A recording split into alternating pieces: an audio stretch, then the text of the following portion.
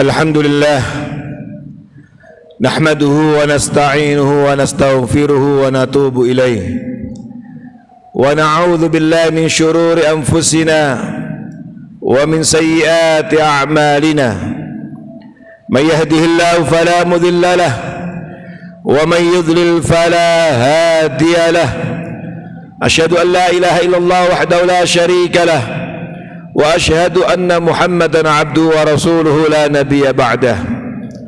Allahumma salli wa sallim ala habibina al-Mustafa Sayyidina Muhammad ibn Abdullah wa ala alihi wa ashabihi wa mawala. Amma ba'd, fa usikum wa nafsi bi taqwallah faqad faza al-muttaqun. Faqala ta'ala fi kitabihil karim, a'udzu billahi minasy syaithanir rajim. Ya ayyuhalladzina amanu taqullaha haqqa tuqatih wa la tamutunna illa wa antum muslimun. Shadaqallahul azim. Ibadallah, ma'asyiral muslimin, para jamaah salat Jumat yang semoga kita semuanya senantiasa dalam curahan rahmat dan taufik Allah Subhanahu wa taala. Tidak terasa kita sudah memasuki bulan Shafar yang merupakan bulan kedua di dalam kalender Hijriah Islam. Shafar berasal dari kata sifr yang memiliki makna kosong. Tapi juga ada ulama yang mengatakan asfar juga diambil dari sofar. Asfar yaitu warna kuning. Ma'asyiral muslimin hafizakumullah, Al-Imam Ibnu Manzur di dalam kitab Lisanul Arab menyampaikan mengapa bulan ini disebut dengan sofar. Kata beliau, li isfari Makkah min ahliha idza safaru, karena kosongnya Mekah pada saat itu dari penduduknya, mereka banyak berpergian di bulan seperti ini, sehingga banyak aktivitas-aktivitas yang terhenti di bulan Shafar pada saat itu. Di kalangan masyarakat jahiliyah, bulan Shafar mereka anggap sebagai bulan sial, bulan yang membawa petaka dan kesialan. Dan sayangnya ada sebagian masyarakat kita juga yang terpengaruh dengan keyakinan ini, sehingga di antara mereka ada yang tidak mau mengadakan acara atau kegiatan pernikahan dan yang sejenisnya di bulan ini, karena menganggap bulan ini adalah bulan sial. Rasulullah sallallahu alaihi wasallam mendobrak keyakinan masyarakat jahiliyah yang menganggap bulan Shafar adalah bulan sial, bulan penuh petaka, bulan bencana dan malapetaka. Maka sejarah mencatat justru pernikahan Rasulullah sallallahu alaihi wasallam dengan Siti Khadijah radhiyallahu anha terjadi di bulan Shafar. Dan kita tahu dari keluarga ini maka lahirlah manusia-manusia terbaik. Keluarga Rasulullah sallallahu alaihi wasallam menjadi keluarga yang harmonis, sakinah, mawaddah warahmah. Kita tahu bagaimana setelah menikah Khadijah radhiyallahu anha tampil menjadi istri yang salihah, yang mengorbankan, mensupport dakwah Rasulullah SAW dengan hartanya, dengan kekayaannya. Dan ini menunjukkan bahwa pernikahan di bulan Shafar bukan membawa sial, tetapi membawa barokah. Sejarah juga mencatat Rasulullah SAW menikahkan putrinya Fatimah binti Muhammad dengan Sayyidina Ali ibn Abi Thalib juga terjadi di bulan Shafar. Dan kita tahu dari keluarga ini lahir manusia-manusia mulia, cucu-cucu Rasulullah sallallahu alaihi wasallam. Dan keluarga ini boleh dikatakan sebagai keluarga teladan yang kemudian memberikan warna kebaikan dalam kehidupan umat dan ternyata tidak membawa kesialan. Sebagian orang meyakini ketika pernikahan di bulan ini akan membawa sial, jatuh dalam cerai yang cepat atau dijauhkan dari keharmonisan. Tetapi apa yang terjadi dengan kehidupan Rasulullah sallallahu alaihi wasallam maupun kehidupan rumah tangga putrinya ternyata tidak demikian. Sejarah juga mencatat perjalanan Rasulullah sallallahu alaihi wasallam hijrah dari Mekah menuju Madinah, ternyata juga ada sejarah yang mencatat pada tanggal 27 Safar. Dan kita tahu al-hijrah kemudian membawa kepada kemenangan-kemenangan. Meskipun tadinya umat Islam karena jumlahnya sedikit tertekan, termarginalkan, tetapi kemudian Rasulullah SAW berhasil membangun peradaban umat manusia di Madinah. Dan kemudian tidak lama setelah beliau diusir dari Mekah dan kemudian di Madinah, tidak lama setelah itu beliau meraih kemenangan telak dalam perang Badar, hanya berselang 2 tahun dari hijrah. Dan kemudian dari Madinah itu kemudian Allah memberikan pertolongan, kemenangan demi kemenangan, sampai puncaknya peristiwa Fathu Makkah. Kembali Rasulullah SAW kembali ke Mekah menjadi seorang pemenang yang disegani, penuh dengan harisma dan wibawa. Ternyata aktivitas kegiatan-kegiatan yang baik ketika dilaksanakan di bulan ini juga membawa kebaikan. Sejarah juga mencatat kemenangan Rasulullah SAW melawan Yahudi Khaybar dalam perang Khaybar juga ternyata terjadi di bulan Safar. Ma'asyiral muslimin hafizakumullah. Karena itu Islam melarang untuk menisbatkan kesialan kepada benda, waktu atau bulan tertentu. Dan ketika menisbatkan bulan Safar sebagai bulan sial, bulan musibah, bencana, maka sesungguhnya ini masuk dalam apa yang disebut oleh Nabi tiarah yang dilarang di dalam Islam. Karena itu Rasulullah sallallahu alaihi wasallam menyampaikan di dalam hadis sahih, la tiarata wala hammah wala safara, yang artinya tidak ada tiarah, diambil dari kata toir, burung, yaitu amalan tatoyur, yaitu pesimisme, tasya'um, dan menisbatkan kesialan kepada waktu atau hal-hal tertentu. Wala hamah, dan juga tidak boleh ada hamah, kata Nabi. Pada saat itu di zaman jahiliyah, hamah adalah dinisbatkan kepada burung hantu atau burung tertentu. Ketika hinggap di rumah seseorang, maka dianggap rumah itu akan menjadi bencana, menimbulkan malapetaka. Maka Nabi melarang dengan mengatakan wala hamah, dan tidak boleh ada keyakinan dengan menisbatkan kesialan kepada burung hantu atau burung tertentu. Wala safara, demikian pula tidak boleh menisbatkan kesialan kepada bulan Safar. Ma'asyiral muslimin hafizakumullah. Karena itu para ulama melalui hadis ini mengingatkan kepada kita bahwa perbuatan tiarah, menisbatkan kesialan kepada sesuatu atau kepada benda atau kepada waktu atau bulan tertentu adalah merupakan hal yang diharamkan dalam Islam. Bahkan kita membaca dalam hadis sahih, ternyata di antara ahli surga, orang-orang yang masuk surga tanpa dihisab, ketika Nabi menyampaikan dalam hadis panjang dan menyebutkan ada 70.000 orang yang masuk surga tanpa dihisab. Lalu Nabi masuk dan kemudian para sahabat berdebat siapa mereka. Muncul berbagai macam penafsiran. Kemudian Nabi keluar dan menyampaikan kriteria mereka-mereka yang masuk surga tanpa dihisab. beliau menyampaikan mereka adalah humul ladzina la yarkun wa la yastarkun.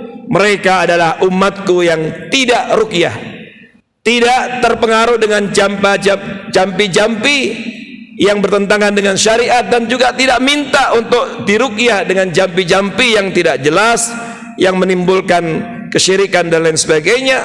Wala yatatayyarun, dan mereka bukan orang-orang yang selama hidupnya menisbatkan kesialan kepada benda, kepada waktu atau bulan tertentu. Wa ala rabbihim yatawakkalun, lalu menyebut sifat yang keempat adalah mereka-mereka yang senantiasa tawakal kepada Allah setelah memaksimalkan usaha dan ikhtiar, maka kemudian menyerahkan hasilnya apapun kepada Allah Subhanahu wa taala dan menerima dengan ridha apa keputusan dan takdir Allah Subhanahu wa taala. Karena itu ma'asyiral muslimin hafizakumullah, Rasulullah sallallahu alaihi wasallam melalui ajarannya, melalui Islam, mengajarkan kepada umatnya untuk selalu optimis dan menjauhkan diri dari rasa pesimis, sehingga tidak ada rasa ketakutan, rasa khawatir ketika berada di waktu tertentu, di hari-hari tertentu, atau di bulan-bulan tertentu. Karena hakikatnya seluruh bulan itu adalah milik Allah Subhanahu wa taala, dan Nabi mengajarkan kepada kita agar setiap kali kita memasuki bulan baru, awal bulan, kita diajarkan untuk berdoa dengan doa yang sangat masyhur, baik ketika memasuki awal bulan Muharram, awal bulan Safar, atau awal bulan Ramadan, atau awal bulan Syawal dan lain sebagainya. Nabi mengajarkan dalam hadis sahih, yaitu bahwa idza ra'al hilal, beliau membiasakan sallallahu alaihi wasallam ketika melihat bulan berdoa, Allahumma ahillahu alaina bil amni wal iman wassalami wal islam rabbi wa rabbukallah. Ya Allah, datangkanlah bulan yang baru ini kepada kami dengan keamanan, ketentraman dan iman, menguatkan iman kami, dan hadirkanlah bulan yang mendatangi kami dengan keselamatan, kesejahteraan, ketentraman dan Islam, menguatkan Islam kami. Rabbi wa rabbukallah, Tuhanku dan Tuhanmu adalah Allah. Doa ini diajarkan Nabi setiap kali kita melihat bulan baru di bulan-bulan Dzulhijjah, tidak peduli termasuk ketika memasuki bulan Safar. Apa artinya? Ini artinya Nabi mengajarkan kepada kita bahwa semua bulan itu bisa mendatangkan kebaikan dan keburukan, tergantung kepada kita bagaimana mengisi bulan-bulan itu. Dan kita diajarkan untuk selalu optimis, memohon kepada Allah Subhanahu wa taala taufik dan ridhonya, sehingga bisa mengisi waktu dan hari-hari kita dengan peningkatan ibadah kepada Allah Subhanahu wa taala. Di dalam hadis sahih yang lain yang diriwayatkan oleh Urwah ibnu Amir, Rasulullah sallallahu alaihi wasallam ketika dzukirat tiarah, ketika disebut amalan tatoyur tadi yang dilarang, di sisi Rasulullah SAW, Nabi mengatakan ahsanuha al-fa'al wala taruddu musliman, bahwa tiara itu tidak akan bisa menolak seorang muslim. Lalu Nabi mengajarkan, fa idza ra'a ahadukum ma yakrah, maka jika salah seorang kalian melihat ada sesuatu yang buruk yang tidak engkau sukai, falyakul Allahumma, maka hendaknya ia mengatakan, Allahumma ya Allah, la ya'ti bil hasanat illa anta, tidaklah ada yang mendatangkan kebaikan kecuali engkau ya Allah, wala yadfa'u sayyi'at illa anta, dan tidak ada yang dapat menolak bala, menolak keburukan kecuali engkau ya Allah, wala haula wala quwwata illa bik, dan tidak ada kekuatan, tidak ada daya dan kekuatan kecuali engkau ya Allah. Inilah ajaran Rasulullah sallallahu alaihi wasallam. Semoga Allah Subhanahu wa taala mengampuni dosa-dosa kita, kesalahan-kesalahan kita, dan Allah Subhanahu wa taala menjaga, melindungi kita dari berbagai macam keburukan. Dan semoga apa yang kita fahami ini dapat kita sampaikan kepada keluarga kita, masyarakat kita, sehingga kita senantiasa meyakini bahwa tidak ada kebaikan kecuali atas izin Allah, dan tidak ada keburukan kecuali juga atas takdir dan izin Allah Subhanahu wa taala. Barakallahu li wa lakum fil Qur'anil azim wa nafa'ani wa iyyakum ma fi minal ayati wa dzikril hakim. Aqulu qawli hadza fastaghfiruh innahu huwal ghafurur rahim.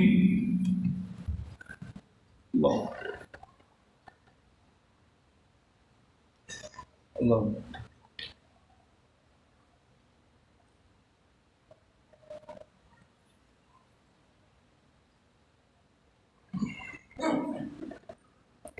Alhamdulillah, alhamdulillah ala ihsanih, wa syukru lahu ala taufiqihi wa amtinanih, wa asyhadu an la ilaha illallah wahdahu la syarika lah ta'ziman li sya'nih, wa asyhadu anna sayyidana Muhammadan abduhu wa rasuluhu ad-da'i ila ridwanih sallallahu alaihi wa ala alihi wa ashabihi wa ikhwanih.